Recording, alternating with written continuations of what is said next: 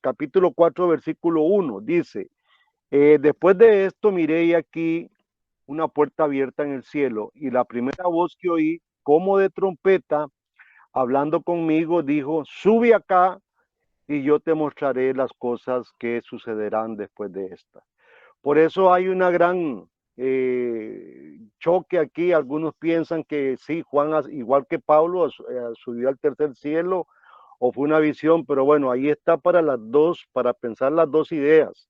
Ahora, Juan oyó en este momento una voz como de trompeta en la primera visión y asciende al culto de adoración.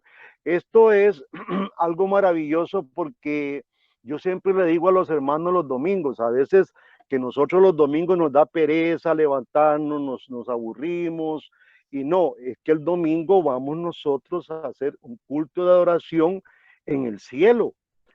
Y yo creo que esta imagen está tan clara que la ascensión semanal de la iglesia al cielo, cada día del Señor, debe de ser cada domingo, y cada domingo tenemos que ascender al cielo. Tenemos que entrar con ropas de fiesta nosotros, porque vamos a participar de una gran comunión con todos los santos y con todos los ángeles. Y esto no es una invención. Mira qué interesante, porque el escritor a los hebreos, si ustedes van a Hebreos capítulo 12, se van a encontrar esta misma idea. Y esta idea tenemos que tomarla, porque los judíos tenían muy claro cómo adorar en el tabernáculo, tenían muy claro todas las ordenanzas de Moisés y todo el ordenamiento sacerdotal apuntaba a cómo adorar. Aún David dio algunas pautas también para el templo, pero ahora que estamos en el nuevo pacto, la idea es cómo hacerlo. Bueno, Juan nos da esta idea, y el escritor a los hebreos, que no sabemos quién fue, refuerza esta idea. Dice Hebreos 12:22, y parto de ahí, sino que os habéis acercado al monte Sión y a la ciudad de Dios, del Dios vivo, a la Jerusalén celestial, a la compañía innumerable de ángeles, a la congregación general e iglesia de los primogénitos que están inscritos en el cielo, y a Dios, el juez de todos, y a los espíritus de los justos hechos perfectos. Hermano, la iglesia representa, para mí, y para Juan también está representando, que cada domingo se exclama, arriba corazones, y nosotros respondemos como buenos católicos, elevamos nuestro corazón a él, ¿verdad? Los católicos dicen algo parecido. Pero esto es la iglesia es un pedacito de cielo terrenal. Cuando nosotros entendamos, porque Juan nos está dando a entender qué es lo que está sucediendo, cómo es un culto en el cielo, y cuando Hebreo nos dice que nosotros nos hemos acercado a la Jerusalén celestial, o sea, cada domingo debe ser algo impresionante. Cuando hay tanto formalismo, ¿verdad? Como dice un hermano por ahí, le meten mucha formaleta al culto, todo es todo mecánico, todo eso, y no, hermanos, tenemos que llegar cada domingo a un culto pensando que este culto, este pedacito de iglesia donde estamos, realmente es el cielo aquí en la tierra. Y cada persona que llegue, cada invitado va a tener que sentir y ver que realmente se está acercando a un Dios vivo, a la iglesia misma. Entonces, las almas de los cristianos en un día como esto, un domingo, son llamadas a reunirse con los profetas, los apóstoles y los jerarcas para reclinarse juntamente con Abraham, con Isaac y con Jacob a un banquete del reino de Dios. ¿Qué le parece, hermanos? Por eso Apocalipsis es animante, es refrescante, es cambiar un poco la idea de cultos. Hombre, yo he estado en infinidades de cultos. Una vez me invitaron a una iglesia pentecostal a predicar, porque a mí los pentecostales me invitan mucho, les encanta que yo les esté regañando, ¿verdad? Les gusta la palabra, les encanta. Lástima que ellos no tengan esa gran dicha que ustedes tienen y que nosotros tenemos. Pero fíjese que encontré en estos cultos gente revisando mensajes en los teléfonos, gente que llegaba no sé por qué a la iglesia. Hombre, yo creo que cuando nos enseñemos nosotros el concepto de un culto del nuevo pacto, que para mí esto es el concepto de un culto del nuevo pacto, nosotros vamos a estar bien entendidos que nos estamos acercando junto con todos los ángeles, junto con todos los santos y apóstolos y profetas que murieron, nos estamos acercando al Dios vivo. Este es el panorama que está dando Juan. Ahora, versículo 2 dice Juan, y al instante yo estaba en el Espíritu, y he aquí un trono establecido en el cielo y en el trono uno sentado. Bueno, aquí la pregunta es, ¿qué es estar en el Espíritu? Bueno, estar en el Espíritu era un privilegio muy especial de los profetas. En el Antiguo Testamento, cuando los profetas o Dios quería dar un mensaje a través de un profeta, el Espíritu tomaba al profeta para que el profeta diera el mensaje al pueblo. Bueno, hermanos, ahora nosotros en esta nueva dispensación, con la venida del nuevo pacto, nosotros ya tenemos acceso y podemos estar en el Espíritu constantemente. O sea, que para los antiguos era un anhelo estar en el Espíritu. El mismo Moisés dijo en uno de sus textos, ojalá todo el pueblo de Jehová actúe, fuese profeta y que Jehová pusiera su espíritu sobre ellos. Ese era el anhelo porque Moisés experimentó esto y entonces él decía, ojalá todo el pueblo pueda experimentar esto. Números 11:29 dice, y Moisés le respondió, ¿tienes tú celos por mí? Quisiera Dios que todo el pueblo de Jehová fuese profeta, que Jehová pusiera su espíritu sobre ellos.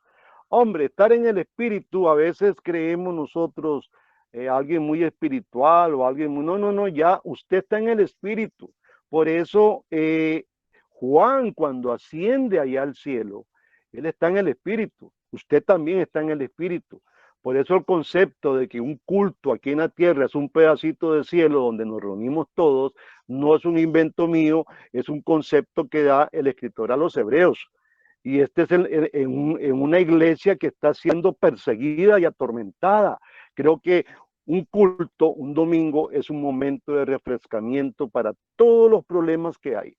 Descansar, reposar, entrar a la presencia misma, pero en el cielo de Dios. Aquí decimos, entremos a la presencia de Dios ahora. Hay que hacerle un poquito de mente a eso que decimos muchas veces. Hermano, hay que entrar en la presencia de Dios. ¿Cómo entramos en la presencia de Dios? Bueno, en el Espíritu. Y Dios, aunque está en todos lados, Él está reinando en un lugar específico y reina en todos lados también.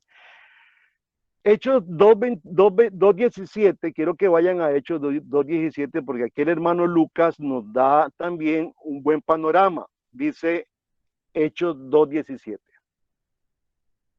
Y será que en los postreros días, dice Dios, derramaré de mi espíritu sobre toda carne, y vuestros hijos y vuestras hijas profetizarán, y vuestros jóvenes verán visiones, y vuestros ancianos soñarán sueños. Y de cierto sobre mis siervos y sobre mis siervas derramaré mi espíritu en aquellos días, y profetizarán. Y mostraré prodigios arriba en el cielo y señales abajo en la tierra, sangre y fuego y vapor de humo. El sol se tornará en tinieblas y la luna en sangre antes que venga el día del Señor grande y memorable. Versículo 21. Y sucederá que todo el que invocar el nombre del Señor será salvo. Ahora, del mismo modo que Moisés, que era el profeta por excelencia del Antiguo Testamento, tuvo ese privilegio de hablar con Dios cara a cara, participando de su gloria. De ese mismo modo nosotros podemos hoy acercarnos a ese mismo Dios. Yo quiero que vayan a número 12. Vamos a ir dando algunos textos que vayan reforzando esta idea. Número 12:6. Dice número 12:6. Y él les dijo, oíd ahora mis palabras. Si entre vosotros hubiere profeta de Jehová, yo le apareceré en visión, en sueños hablaré con él. No así a mi siervo Moisés, que es fiel en toda mi casa. boca a boca hablaré con él y claramente, y no por figuras, y será la apariencia de Jehová, y verá la apariencia de Jehová. ¿Por qué pues no tuvisteis temor de hablar contra mi siervo Moisés? Interesante. Ahora, Moisés, superior a Moisés es Cristo. Pero la idea que tenemos que recoger es cómo Dios, hoy usted, amado hermano que me está escuchando, usted hoy puede estar de frente a Dios. Yo siempre le digo a mis hermanos, mire, cuando yo abro la Biblia y entro reverentemente a leer la escritura, yo estoy cara a cara con mi Señor. Y esto no es un dicho, esto yo lo vivo y lo siento, y espiritualmente tiene que ser así. A veces agarramos la Biblia para adquirir conocimientos, nada más. No, la Biblia es para tener una comunión, es el momento en que Dios me está hablando a mí y yo puedo hacer pequeños cortes en la lectura y hablar yo con Dios y empezar a preguntarle al texto, que es Dios mismo, muchas cosas. Segunda de Corintios 3:18, por esta misma razón que habla aquí Números, dice ahora en Segunda de Corintios 3:18, ahora nosotros todos mirando a cara descubierta como en un espejo la gloria del Señor, somos transformados de gloria en gloria en la misma imagen como por el Espíritu del Señor. Hermano, todos los creyentes han recibido la unción profética. Esto es un texto muy usado por los pentecostales, la famosa unción profética, que sí puede usarla porque está en la Biblia, pero usted y yo hemos recibido esa unción profética y cada semana podemos ascender, usted y yo, en espíritu a la maravillosa asamblea de nuestro Dios Jesucristo, o sea, a la asamblea celestial. Primera de San Juan, prueba de que hemos recibido la unción. 2:27 dice Primera de San Juan 2:27, pero la unción que vosotros habéis recibido de él permanece en vosotros. Ven, es una unción que va y viene como en el Antiguo Testamento, entonces los profetas hablaban, ahora está permanente. Y no tenéis necesidad que alguien os enseñe, sino que como la unción misma os enseña acerca de todas las cosas y es verdadera y no es mentira, y así como os he enseñado, vosotros permaneceréis en él. ¿Qué le parece, hermanos? Maravilloso. Ojalá que mañana que ustedes se reúnan puedan captar y puedan reunirse con esta idea en su mente. Oiga, yo hoy me estoy reuniendo con todos los santos del mundo, con todos los ángeles, con Abraham, con Jacob. Tenemos una reunión celestial hoy. ¿Qué le parece? Verá que los domingos va a cambiar toda la perspectiva de un culto. Va a quitarse toda pereza, va a quitarse toda arrogancia, todo se quita, porque aunque a lo que ahí hay es un pastor, nosotros estamos ante la presencia misma de nuestro Rey. Versículo 2. Vea lo que dice el versículo 2 y 3 de Apocalipsis capítulo 4.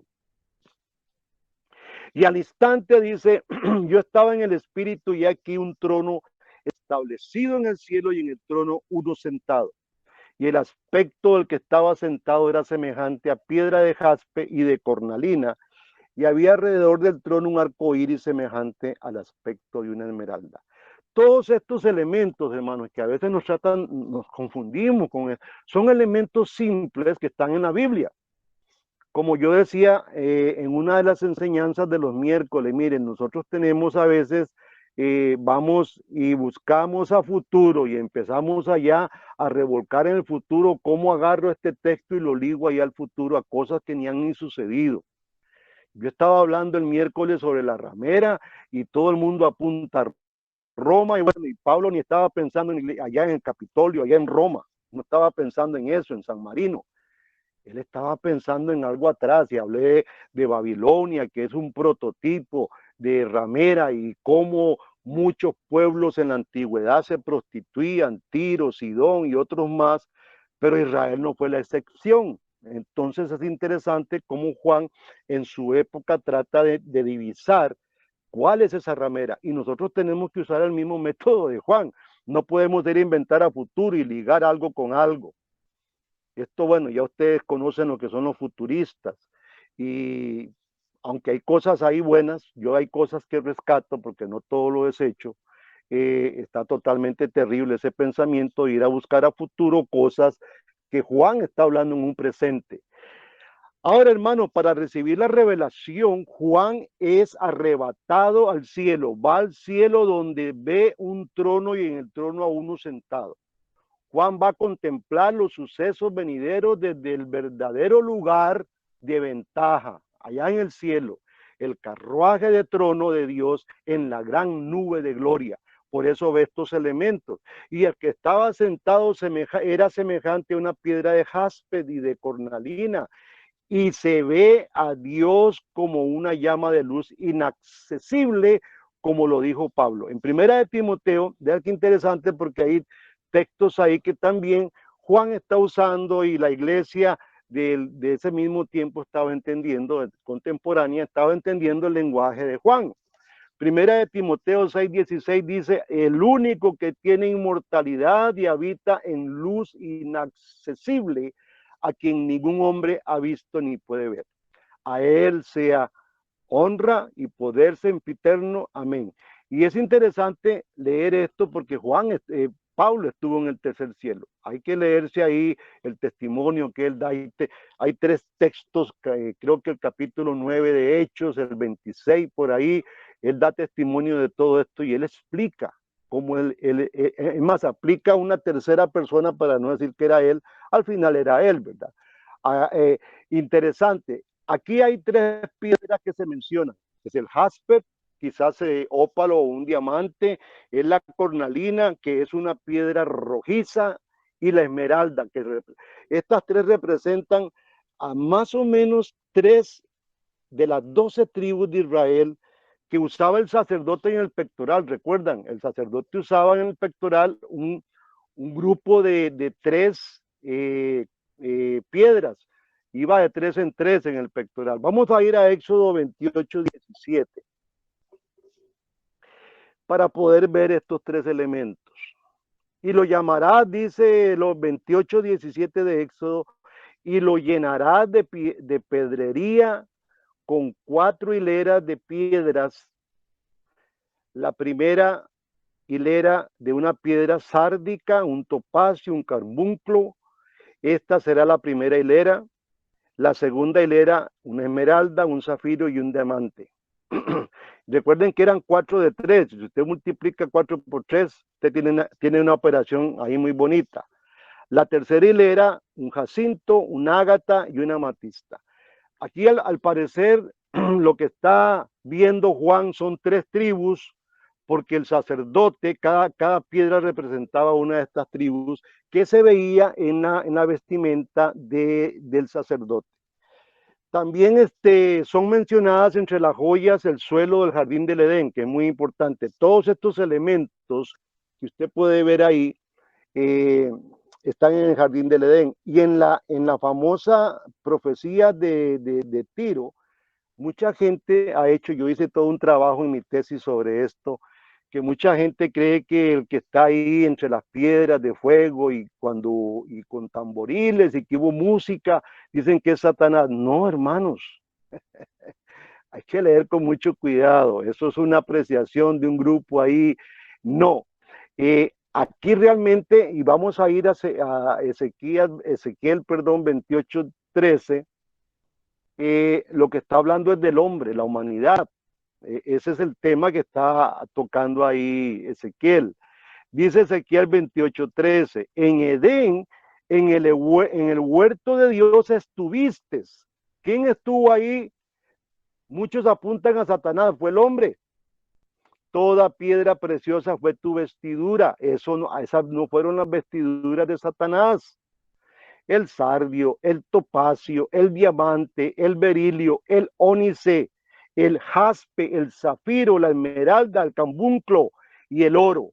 Los primores de tus tamboriles y flautas fueron preparados para ti en el día en que fuiste criado. Y entonces hay muchos ilusos que dicen que fue Satanás. Hermanos, Satanás no fue criado en el Edén. Son cosas que tenemos que con mucha responsabilidad leer, y espero que usted, si alguna vez pensó así, hermano, pues hay que sacarse esa idea de la cabecita. Ezequiel 1:26. Vamos a leer Ezequiel 1:26. Porque estamos tratando de ver estas piedras simbolizan el Edén, donde Dios habita, donde el hombre también estuvo ahí presente con Dios y donde Juan asciende, porque el paraíso realmente es el lugar donde Dios habita. Es que el paraíso, o el lugar donde Dios habita tiene varios nombres: tercer cielo, paraíso, el jardín. Recuerden que el hombre fue sacado de ahí. El hombre no pudo volver hasta que Cristo vino, perdón, y abre el camino para entrar a la presencia de Dios, llámese jardín, llámese Edén, llámese cielo. Es la presencia misma de Dios. Ahora, Ezequiel 1:26 dice: se veía la figura de un trono que parecía de piedra de zafiro. Aquí está hablando la gloria de Dios, Ezequiel. Y sobre la figura del trono había una semejanza que parecía de hombre sentado sobre él. Y vi apariencia como de bronce refulgante, apariencia de fuego dentro de ella en derredor, desde el aspecto de sus lomos para arriba y desde sus lomos abajo. Vi que parecía fuego y que tenía resplandor alrededor, como parece el arco iris que está en las nubes de día, el día que llueve, así era el parecer del resplandor alrededor. Esta fue la visión de la semejanza de la gloria de Dios. Vea qué interesante, porque lo que Ezequiel está viendo, y tal vez usted puede leer de todo el capítulo 1 y los seres alados y todo esto, Juan lo está viendo. O sea, ¿qué es lo que está viendo Juan? La gloria misma de Dios. Todos estos elementos muestran la gloria de Dios, muestran que realmente ese es el lugar de Dios, así como Dios estuvo en el Edén. Es muy interesante. Y recuerden que todo esto no puede ser físico, no podemos pensar que el Edén, no, es un lugar donde se describe de esa manera. Juan está en el templo verdadero en este momento. El arquetipo celestial que formó el modelo que Moisés, y recuerden esto, recibió para construir el tabernáculo. Cuando Moisés recibe todas las medidas y todo el tabernáculo, es una sombra de lo que realmente hay en el cielo. Éxodo 25:40. Es un modelo para que haya un pedacito, y aquí donde yo me quiero, este va a ser el tema de hoy, para que haya un pedacito de cielo aquí en la tierra. Y hermanos, es que las iglesias no podemos quitar esto de la cabeza. Cuando las iglesias entendamos que nosotros somos un pedacito de cielo aquí en la tierra y que lo que usted hace es una obra celestial para la humanidad, esta sociedad va a abrirse o va a cambiar. Siempre la lucha eh, cósmica contra Satanás va a existir, pero la iglesia hoy no está entendiendo dónde está ubicada. Creen que son terrenales y punto, que un día van a obtener el cielo. Ya el cielo ha bajado. Cristo mismo bajó, siendo Dios mismo, a esta tierra podrida y caída. Éxodo 25:40 dice: y mira, y hazlo conforme a su modelo que te ha sido mostrado en el monte. Moisés tuvo una visión, tuvo un encuentro con Dios, y Dios le dio un modelo para que ese pedacito de cielo estuviera aquí con todos los elementos que iban a reflejar, que eran símbolos, iban a reflejar la presencia misma de Dios. Ahora, saltando a Hebreos capítulo 8, que quiero que vayan, Hebreos 8, capítulo 8, versículo 1. Dice el escritor a los Hebreos, y ustedes ya estudiaron ese libro, y que en buena hora.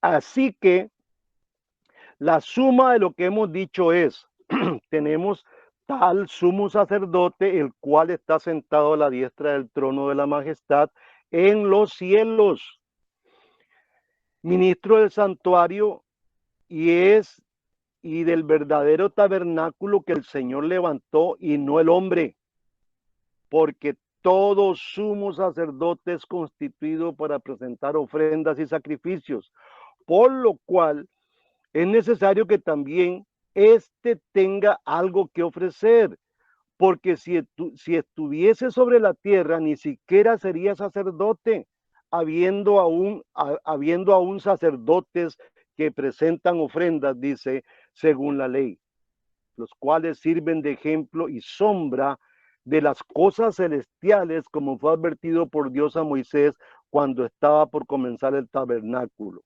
Mira, haz todas las cosas conforme al modelo que te ha sido mostrado en el monte.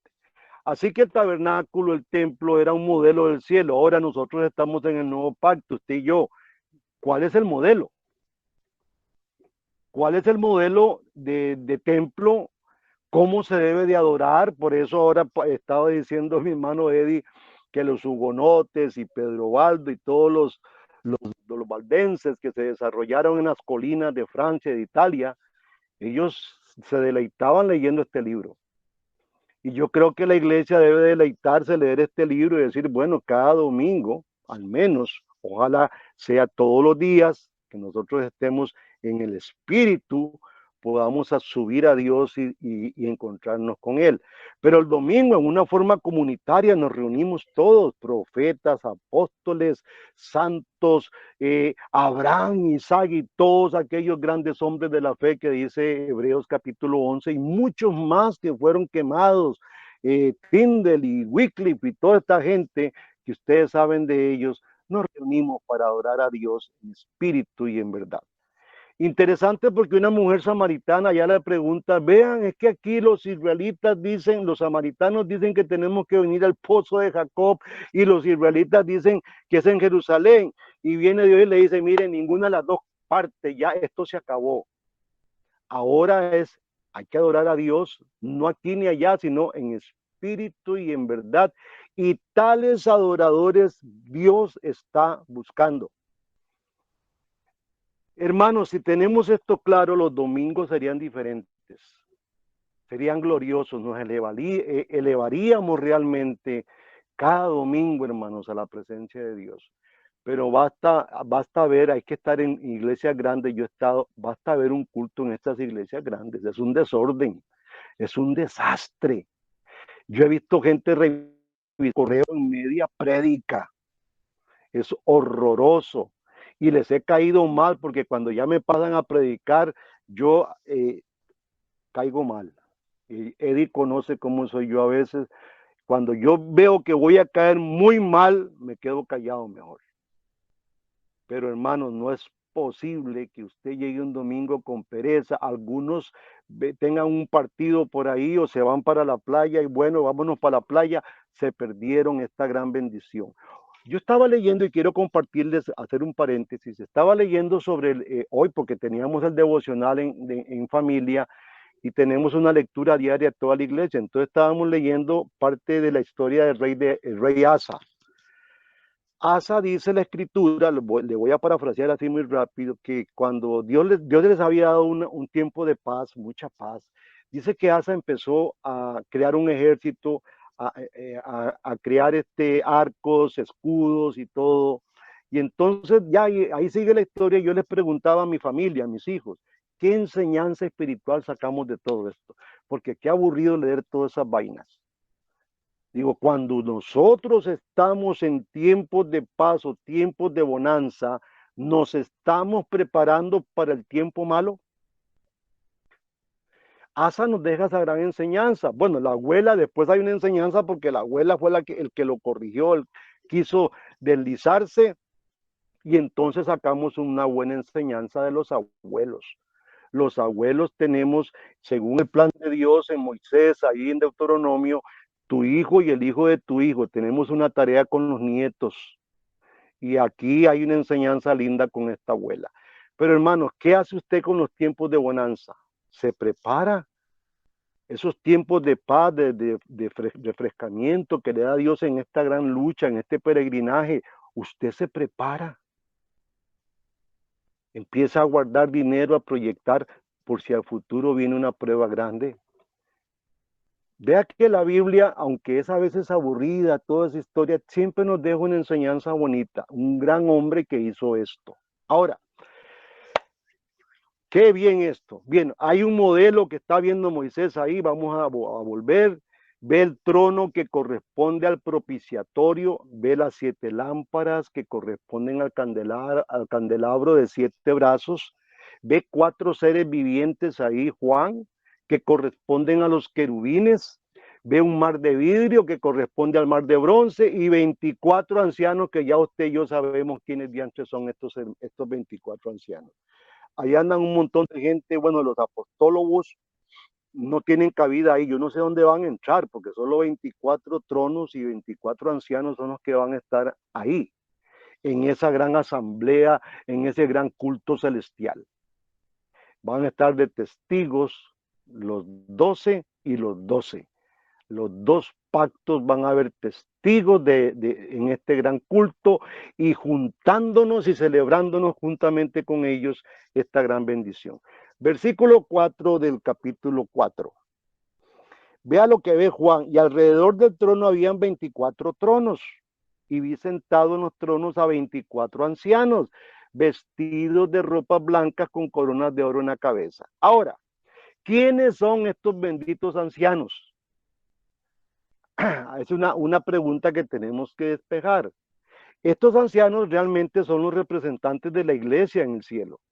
Son los que están representando a la iglesia en el cielo, como lo revela Juan progresivamente durante su profecía, la iglesia terrenal que adora en el cielo. Interesante, cuando estaban los 12 patriarcas, había ahí una celebración celestial en la tierra. Con los 12 apóstoles y el testimonio de ellos tenemos también una celebración celestial aquí en la tierra.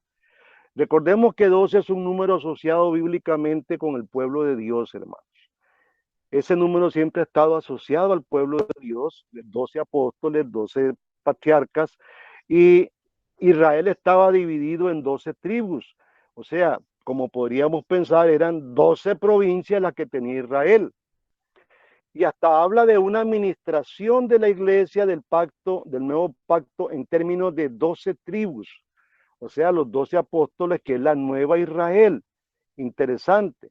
Hechos capítulo 1, versículo 22, nos va a dar un poquito la idea de por qué tuvieron que reponer a Judas, porque el número 12 tenía que estar completo. Dice el versículo 22 de Hechos capítulo 1, espero que lo tenga o lo apunte, hermanos. Ahora con el celular es muy rápido. Espero que no esté revisando correo.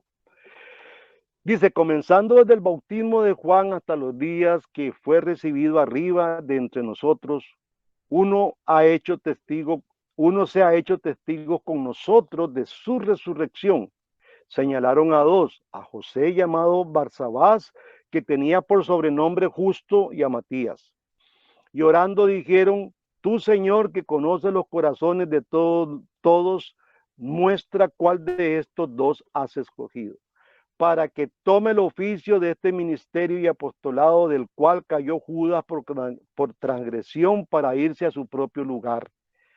Y les echaron suertes y la suerte cayó sobre Matías y fue contado con los 11 apóstoles. O sea, agarraron la pirinola, que ese es echar suertes, la pirinola, que ahí surge la idea de la fiesta del Purín. Agarraron la pirinola y dicen, esta cara es para Matías y esta otra cara es para Barsabás. Y ¡pum! Le dieron y confiaron en que Dios iba a dar la suerte y cayó sobre Matías. Se completaron los 12. Interesante. Pero también Santiago, vea que a mí Santiago capítulo 1 me ha impactado porque Santiago habla de algo interesante, 1:1. Era el hermano de Jesucristo, recuerdan, dice, Jacobo, siervo de Dios y del Señor Jesucristo, a las 12 tribus que están esparcidas, salud. O sea, Santiago tenía todavía esa idea de que las 12 tribus de Israel todavía estaban dispersas en la gran dispersación, valga la redundancia, ahí estaban las 12 tribus regadas en la dispensación. Tenía esa buena idea, aunque ya los 12 patriarcas habían muerto. Entonces, hay una representación, lo que estamos hablando es de la iglesia del Antiguo Testamento a través de las 12 tribus y de la iglesia del Nuevo Pacto a través de los 12 apóstoles. Interesante esto. Ahora, el número 24 es, como dijimos, un número simbólico, un número muy relevante, perdón, dentro de la escritura, y siempre los 12 han representado algo. Uno representó el antiguo pacto y otro el nuevo. Quiero que vayamos a Apocalipsis 21:12, porque también aquí se puede ver el número 24 y el número 12 reflejado en esto. Dice 21:12, y tenía un muro grande y alto, y tenía 12 puertas, y las 12 y las puertas, en las puertas 12 ángeles y los nombres escritos en ellas, que son los nombres de las 12 tribus de los hijos de Israel. Al oriente 3 puertas, al norte 3 puertas, al sur 3 puertas, al poniente 3 puertas. Y el muro de la ciudad tenía 12 fundamentos. Y usted ya sabe quiénes son esos 12 fundamentos. Y en ellos los nombres de los 12 apóstoles del Cordero.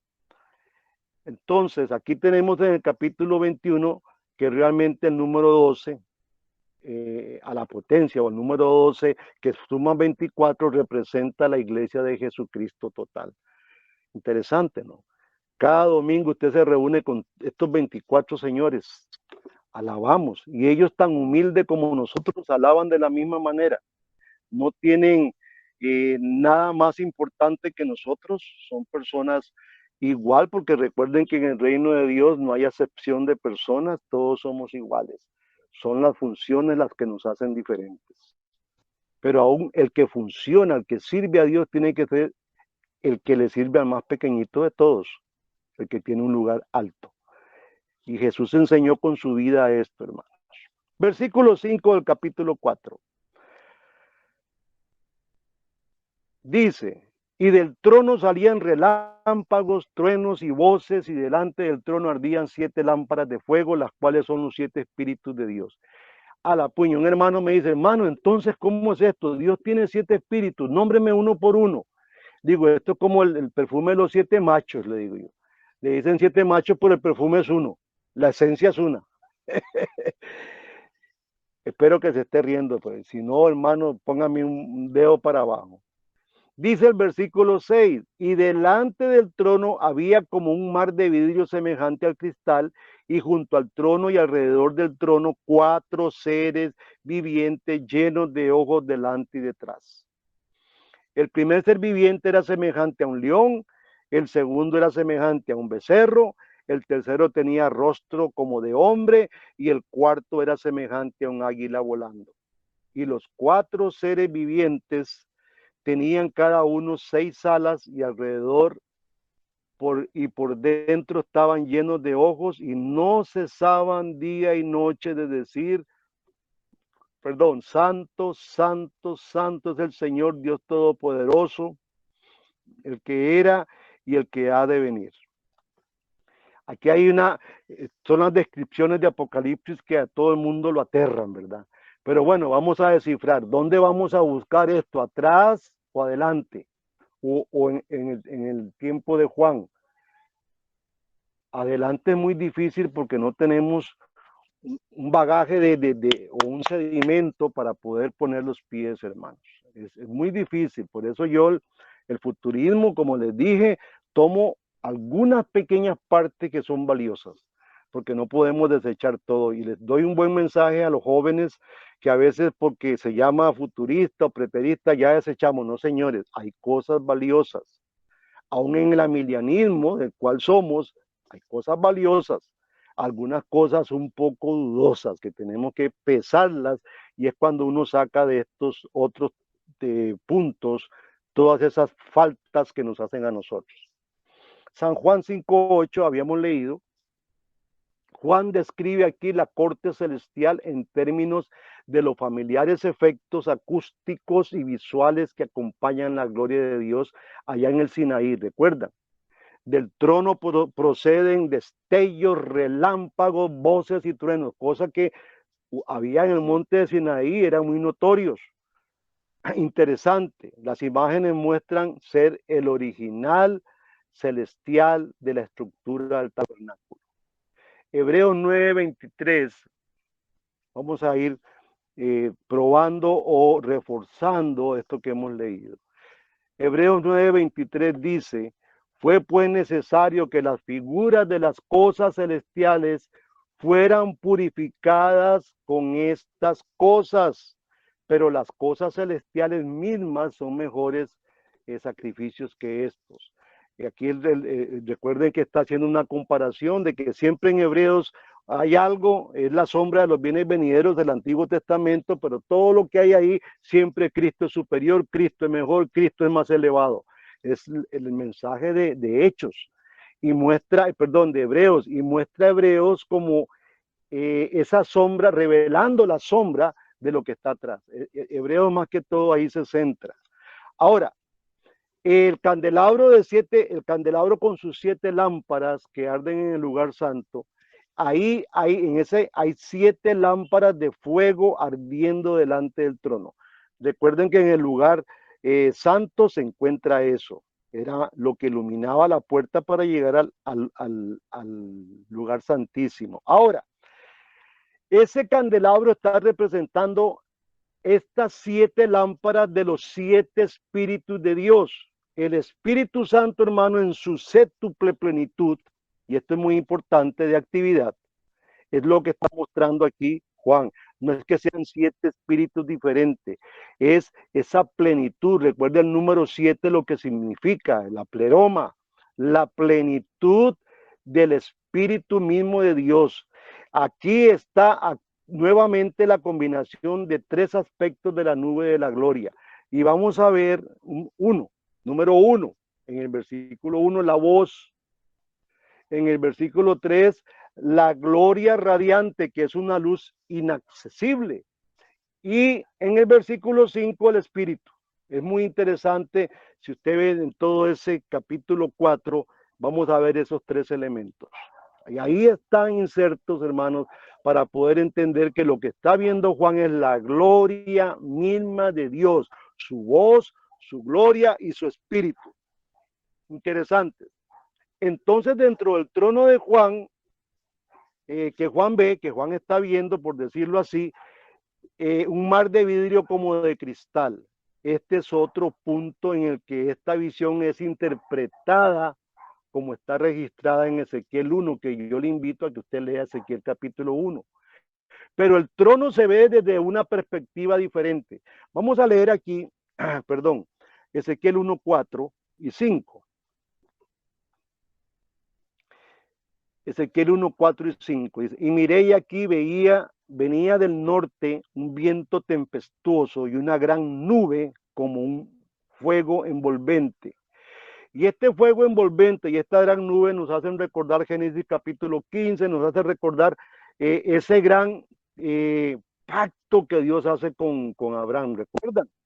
Que Abraham parte los animales en dos y lo que pasa en el centro de esos sacrificios de animales es Dios mismo.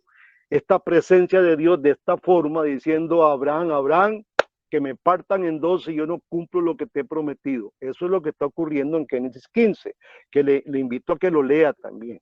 Y alrededor de él, dice el texto, un resplandor y en medio del fuego algo que parecía como un bronce refulgente y en medio de ella la figura de 4 seres vivientes.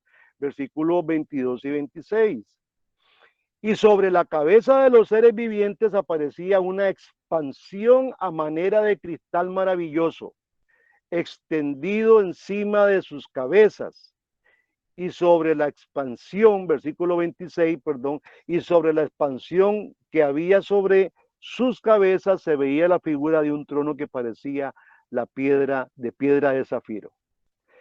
Estos seres vivientes, hermanos, están llenos de ojos por todo lado. Aparece una figura de león, una figura de un cordero, una figura de un hombre y una figura de un águila. Una detallada comparación de lo que ocurre en el versículo, en los versículos de Ezequiel 1 y 10. Esto es lo que está más o menos viendo Juan. Y allá en el Antiguo Testamento tenemos todas las referencias de esa misma gloria y presencia de Dios y de esa misma reunión de los santos. Ahora, Isaías 6:1, porque ahora nos quedan estos seres alados que son 4, perdón, sí, son 4 seres alados. Vamos a ver en Isaías 6:1, eran 4, sí. ¿Qué tenemos que sacar de aquí? De la visión de los serafines, no, eran 6, perdón, eran de 6 alas, serafines alados con 6 alas. Dice Isaías 6:1, en el año, perdón, se me perdió, en el año que murió el rey Usías, vi yo al Señor sentado sobre un trono alto y sublime. Vean que lo que está viendo Juan se asemeja a lo que le está pasando aquí a Isaías. Y el borde de su vestidura llenaba el templo. Por encima de él había serafines, cada uno tenía 6 alas, con 2 cubrían sus rostros, con 2 cubrían sus pies y con 2 volaban. Y el uno al otro daba voces diciendo: Santo, santo, santo Jehová de los ejércitos, toda la tierra está llena de su gloria. Y los quiciales de las puertas se estremecieron con la voz del que clamaba, y la casa se llenó de humo. Estos 4, eran 4, perdón, eran 6 alas, me confundí, eran 4 seres vivientes alados, que representan los querubines. Recuerden que en el arca del pacto hay un querubín en cada esquina, son 4 con 6 alas. Esto es lo que está viendo Isaías, y fue lo que vio Juan también, que realmente fue lo que también a la postre vio Moisés, ese modelo. Por eso, cuando uno ve esto, dice: ay, ay, ay, ahora sí tenemos cómo alabar a Dios. Hablaba en una de las enseñanzas que tuve los miércoles que hasta Hitler estuvo buscando el arca del pacto, porque dicen el arca del pacto perdida. Resulta que en el capítulo 11 de Apocalipsis, ahí está, se abre una puerta, se ve el cielo, y ahí está el templo, y dentro del templo está el arca del pacto. Así que, hermanos, ¿qué es lo que está hablando Juan? Juan está hablando y nos está dando a usted y a mí cómo es que tenemos que adorar en espíritu y en verdad. ¿Ante quién estamos cuando adoramos? La enseñanza es tan simple que no tenemos que complicarnos la vida con estos elementos. Ahora, los 4 rincones de la tierra que está hablando, porque habla de los puntos cardinales, son los 4 vientos, las 4 direcciones, los 4 ríos del Edén también, que simbolizan los 4 ríos que regaban toda la tierra, y así sucesivamente. ¿Qué le parece, hermano? ¿De qué está hablando esto de la naturaleza? Dice el Salmo 18:10, que me interesó mucho leerlo esto. Y cabalgó, dice, sobre un querubín y voló sobre las alas del viento. Todo es un lenguaje figurativo, pero la postre, lo que nos queda de todo este lenguaje figurativo, amados hermanos, es que usted tiene que ponerse las pilas, y le voy a hablar hacia lo tico los domingos. Vea, yo tuve una vez una miembro, y voy a hablar con mucho dolor porque esta miembro cantaba, tenía una voz muy, muy dulce, pero ella los sábados se iba de fiesta y eran unos pachangones, y desgraciadamente uno se da cuenta hasta después, nunca se da cuenta en el momento. Y ya cuando ella se fue y todo se reveló: mira, esta muchacha, de ahí cualquiera la agarra un sábado y se va, y el domingo estaba cantando como un ángel. Yo creo que no tenía muy claro lo que es estar en un culto. Yo lo que quiero con este capítulo y esta lección, hermano amado, es que usted tenga claro mañana domingo qué es lo que usted va a hacer, qué es lo que está sucediendo mañana. Usted se está reuniendo con toda la corte celestial y con todos los santos y con todos los profetas en la misma presencia del Dios vivo. Aleluya. Y hermanos, tenemos que generar un culto reverente. Nos estamos acercando al monte de Sión. Dice, para nosotros no dice nada, es cualquier cosa, pero para aquellos judíos que se estaban cristianizando, que ya habían creído en Cristo, sí estaban entendiendo de qué hablaba Hebreos. Claro, estaba hablando de que se están acercando al Dios mismo, aquel que aterraba a todos los profetas, que se morían de miedo cuando Dios les hablaba, a ese. Por eso Hebreos dice: acerquémonos pues confiadamente al trono de la gracia. No es un culto cualquiera, hermanos, tenemos que tener esto en nuestras mentes cada domingo.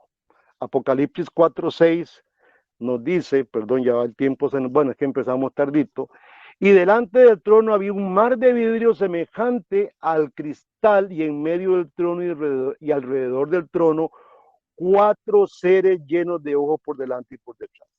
Apocalipsis 7.1. Vamos a ver qué nos dice Apocalipsis 7.1. Y después de estas cosas vi 4 ángeles de pie sobre los 4 ángulos de la tierra, deteniendo los 4 vientos de la tierra para que no soplase viento sobre la tierra, ni sobre el mar, ni sobre ningún árbol. Esto ocurre en función de que iban a ser sellados los 144,000, que ahí los vamos a ver cuando lleguemos a esa parte. Es un número simbólico y Dios tiene sus elegidos, esos 144,000 que se iban a sellar, son los elegidos de Dios del pueblo de Israel, que después en una reunión celestial nuevamente van a haber millones de millones adorando a Dios. Y preguntaba a Juan, ¿de dónde han salido estos?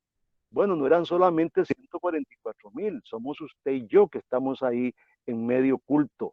¿Qué le parece?